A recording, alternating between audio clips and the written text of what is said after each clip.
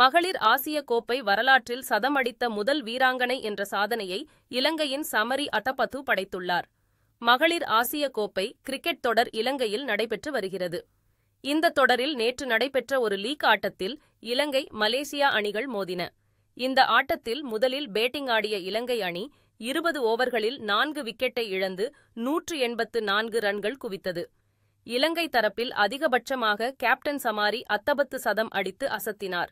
இதையடுத்து களம் இறங்கிய மலேசியா 19 ஓவர்களில் அனைத்து விக்கெட்டையும் இழந்து 40 ரன்களுக்கு ஆல் அவுட் ஆனது. இதன் மூலம் 144 ரன் வித்தியாசத்தில் இலங்கை அணி அபார வெற்றி பெற்றது.